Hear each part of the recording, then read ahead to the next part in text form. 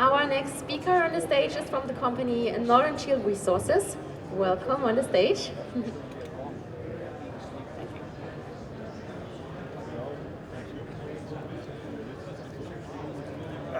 Good afternoon, everyone. My name is Bliss, and I'm President and CEO of Northern Shield Resources. Before I start my presentation, I'd like to actually start by thanking you all for staying here till the very end of the day and taking in the last few presentations. I'm not actually here to sell you an iceberg, but what I'm here to tell you is why we think we're on to a very large deposit. And unlike the previous presentation, which was a very advanced stage project, this is a very early stage project. An early stage exploration is a lot like a detective game of putting the pieces of the puzzle together, and I'm going to show you how we put some of those pieces of the puzzle together today. But unfortunately, that requires a little bit of geology, and I know it's late in the day, and I apologize for the geology. I'll keep it as simple as possible, but I hope it just makes the beer at the end of the day taste that much better. I do have to bring your attention to this forward-looking statement advisory. So a little bit about Northern Shield. Northern Shield are not followers. We initiate our own projects in areas that we believe have the potential to support large and high-grade deposits. And everybody looks for large deposits, but if that's the case, you must make sure the geological environment you're looking in has those characteristics as well. And unlike the previous presentation, we like early stage projects. That's our forte, going as far upstream as you can. And while some view early stage exploration as a risk, we see as an opportunity, and that's an opportunity to find something on surface and it's at relatively low cost, simply because no one's looked there before. A little bit about Newfoundland. The project is a copper porphyry and epithermal gold systems. It's located on the island of Newfoundland on the east coast of Canada. And ironically enough, too, Labrador is closer to Europe, it's closer to Munich than it is to Vancouver on the west coast of Canada. And I say strategic because, again, most copper porphyries and epithermal golds are around the Pacific Rim, western United States, but this is on the Atlantic seaboard and so may be of strategic importance to Europeans as well. As I say, the property is only located a 3-hour drive from the capital of St. John's, which is served by regular flights to mainland Canada. And as I say, it is closer to Europe than Vancouver. The project site is located on what's called the Bureau Peninsula of Newfoundland. If any of you have never been to Newfoundland, I highly encourage you to go. It's a beautiful province and very well endowed in minerals too, as we'll see. And I say though it's never been explored, there's excellent infrastructure in place, including a deep water port. So a little bit about root and cellar and copper porphyries and epithermal gold. Epithermal gold and copper porphyries are really end members of the same system. At depth, you usually have a very large intrusion, maybe granite. On the top of that is sitting a copper porphyry. And as you go higher up the system, you're getting your gold. Particularly as you go away from your main heat source, your fluids are getting a little bit colder, and you have what's called low sulfidation epithermal gold out on the flanks. The reason why the industry likes low sulfidation gold is you get bonanza grades of gold in these systems, often up to 1,000 grams per ton. So what we have at Root and Cellar is both an epithermal gold system as well as a copper porphyry. And a little bit like the previous presentation too, the erosion level, even though this thing is much older than a lot of epithermal and copper porphyries in Chile and the Pacific Rim, the erosion level has now taken it down, so we're just seeing the very tops of the system. Very early on, we recognized there's something very different about this portion of the Bureau Peninsula that the Root and Cellar property sits in. And what we saw was both on the topographic map, a very distinct belt of lowland. And when we looked at the magnetic map, there was also a break in the magnetics. Now, most of this portion of Newfoundland was created by collision, so geological units coming together. But this lowland, or this belt that is here, is actually rifting or extension. And of course, if you want to get fluids, or for that matter magma, up through the crust, it's better that you're in an area of extension. And so that magma is readily able to come to surface. Magma generates the hot fluids. It's the hot fluids that then scavenge the gold and the copper. So very early on, we recognized that this was happening at Root and Cellar. And so, if you're looking for these systems, looking in a zone of extension, you have a better chance of finding a very large ore system. Getting a little bit of detail of Root and Cellar, the property is about 35 square kilometers. It hosts 5 gold showings over a 6-kilometer strike length. The gold targets on the northern sort of flank of the upland area are very high silver to gold ratios. So we have 45 grams gold up to nearly 1,400 grams per ton silver and 700 ppm tellurium. I'm going to talk a little bit about tellurium a little bit later on in the slideshow. And then the center portion, we have the Conquest Gold Zone. Again, it's also enriched in tellurium. Most of our work to date has been following up on the gold at the Conquest, but this presentation is going to be about the copper porphyry potential at Creston, which is really the biggest anomaly on the project to date. So basically you have 5 gold occurrences surrounding a very large copper anomaly. I mentioned we have tellurium. This is a very important aspect to root and cellar. Tellurium is a critical element. It's a key component of solar panels. 90% of the world's tellurium is currently produced in China. The only place you find tellurium is really in mineable quantities. This is a byproduct of these type of epithermal gold and porphyry copper systems. And to say its primary source, you very rarely find it on its own. It has to be mined as a byproduct of these type of alkaline-driven copper porphyries and epithermal gold occurrences. But the reason why I like tellurium, as well as its fact is it's critical metal, and the reason you should like it too, is it's often an indicator of very large epithermal gold and copper porphyry system. So that's the benefit of not only a critical metal, but it's generally associated with very large gold systems. Cripple Creek in Colorado and some of these gold mines in Fiji are just an example of gold associated with tellurium. This is the map shows some of the occurrences that say that it's associated with both the gold and the copper porphyry. The highest grade up here is 700 ppm tellurium. That is very, very high grade indeed. 300 ppm down here associated with moly and copper. And modest grades, but still highly elevated, associated with gold at the 10, 20, and 40 ppb range. So very extensive mineralization in tellurium away. Again, that's a very good indicator of large systems. So I'll talk a little bit about the Conquest Gold showing. It's the largest gold target on the property to date. It measures about 4 square kilometers.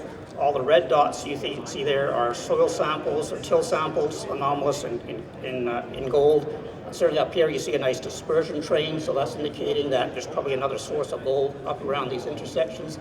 But the main focus here is in the southern Conquest Zone, where we have grades of up to 111 grams per ton gold in a boulder. We've yet to find the source of that boulder over here, but it's very, very local, probably within a few tens of meters of where we found it. But we have up to 78 grams per ton on the western side of this trend, and again, that's an outcrop. And we see a lot of visible gold in the Conquest Zone. So this is the largest target to date. We believe, based on the geophysics, where we have some anomalies based on these, represented by these red shaded areas, it probably links up to the windfall showing, which is also high tellurium. So a very big footprint of gold mineralization. That's where our focus has been to date. We actually have some drill results coming out probably in about 2 or 3 weeks from our program at Conquest and some exploration drilling in the area. But meanwhile, the rest of the season we focused on the copper aspect. That's just an example of the outcrop, discovery outcrop for the gold mineralization. As I say, lots of visible gold. You can see here up to 78 grams per ton. A drill hole in 2023 also hit gold mineralization in drill core about 1.5 meters from surface. But as important as those gold grades are, what we also saw in these drill core were these textures, these breccias, and what we call hot spring sediment. So as soon as we saw this, we know we're at the very top of the systems. Many of you may have heard of the Yellowstone geyser. This is basically what this was 500 million years ago. It was hot fluid shooting the surface. If you go underneath Yellowstone geyser, you're probably going to find an epithermal gold or copper porphyry system. And so when you find these type of rocks, you know you're at the very top of the system. So the left-hand diagram is a theoretical model of an epithermal gold. So we're sitting up in here, it looks like a giant tree. So ultimately what we want to do is follow it down in here where you expect your higher grade. But the fact that we're getting gold, including visible gold, at this level bodes very well to what we should be finding at depth. So again, we've found the very tops of an epithermal gold system. But moving on to the copper, which is the biggest target to date on the root and cellar property. It measures about 2 kilometers in diameter. Again, the green dots are soil anomalies enriched in copper, and the squares are surface grab samples. We have up to 10.5% copper to grab sample. That's actually chalcocite. So that usually means what we call secondary enrichment. After the deposit was formed, you have fluid circulating that's enriching it in copper. But the main target area is down here in these quarries, which we'll talk about in a minute. But again, lots of 1% up to 8.9% copper in these grab samples. As I say, they're being exposed to these quarries. These quarries are, the geological phenomenon is actually called a diatreme pipe. And a diatreme pipe is caused by when you have hot magma rising, it hits the water table, that causes a steam explosion, and it fractures and blows up the rock in a cone-shaped body above that intrusion. Now the reason why that's important is because that steam explosion fractures the rock, and now that later on allows a perfect sort of conduit for these hot copper and gold-bearing fluids to pass through. And so that's what we're sitting up, so that's what we have right now with these quarries or these diatreme breccias, and ultimately they would lead down into a much larger intrusion. They provide perfect conduits for mineralizing fluids to then percolate through. You go around the world, some of the biggest gold and copper deposits are associated with these diatreme pipes. And I say we had a few majors on the property the last few months, originally looking at the gold, but as soon as they saw these diatreme pipes, they told us this is where we need to be focusing. And so we spent the rest of the summer focusing on the copper within these diatreme pipes. And here's these quarries. I say they're being quarried by third parties. In Newfoundland, you can have the mineral rights, but somebody else can have the surface right to quarry. They're actually making road gravel out of this. And on the left-hand side, you can see that's where we have our diatreme pipes. On the right, we have the surrounding country rocks and basalts. And most of the copper, based on these red squares, is very near that contact. But it's just to the left of that this summer we started finding some very interesting looking rocks and mineralization. But this is what they look like. I say all these breccias, these fragments of rock being brought up from depth. Most of them are on the 1 to 2 centimeters, but you see much larger blocks around 30 to 40 centimeters. And I say they're quarrying this for road gravel. We're quite happy for them to keep doing it, because basically what they seem to be doing is removing the cap rock or the waste rock for us for what we think is a copper deposit just below it. And so you don't find that very often in mine development, where somebody else is actually profiting from removing the cap rock. And so we went into these quarries early on this year. They've been doing a lot of blasting and expanding these pits, and they provided 3 new evidence of a copper porphyry. First of all, we actually see copper mineralization, sort of vein-type copper, hosted in the diatreme breccia pipe itself. We're going to see a hydrothermal breccia vein, which again is kind of like that geyser that we saw in the gold project area, but now we're seeing it above the copper, and we also see actual fragments of porphyry copper now. So we'll have a closer look at those 3 aspects. First of all, quite spectacular chalcopyrite mineralization. Here it's in a little vein following a little dike of rhyolite coming up. Here it's actually filling around a fragment within that diatreme breccia. So these rocks are sort of running 1 to 8% copper.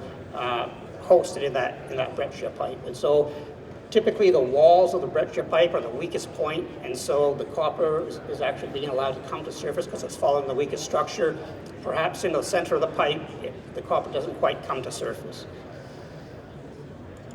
So again, the other thing we found, which I think is really exciting, the majors that we had on property is this hydrothermal breccia vein. So again, this is just a fraction of the rock that hot fluids would have come up, and that basically is mimicked over here. It's sort of like a chimney, so if you follow the chimney down, you expect to get to the fire, which is this magma source, and that's where your copper is going to be.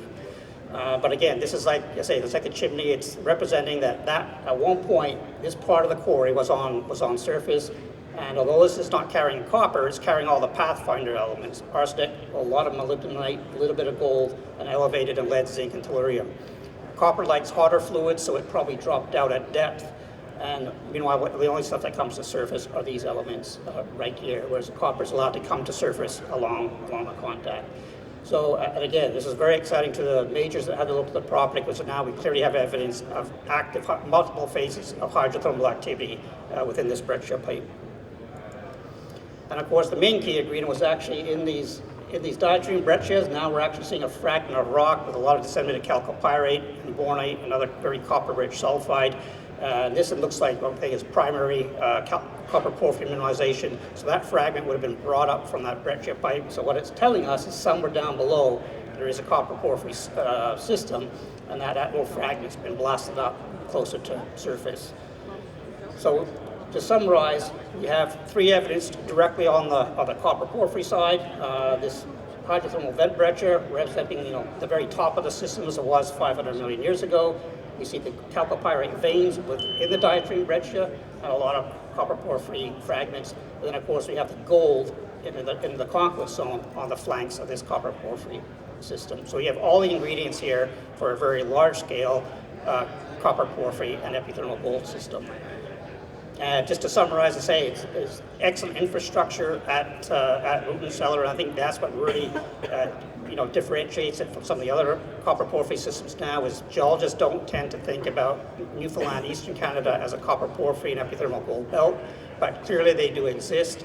And it's just a matter of going and having a look, and that's what we did. And that's why it's attracting attention right now, because we're really first movers in the area. No one else has done exploration in that area. We understand the geology now. We believe there's other copper porphyry targets there, and so we have first mover status.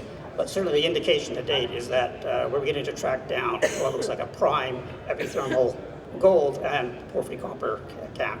So I've run out of time. My booth is down here at the end of the aisle. I'd be happy to take any questions there if you're interested.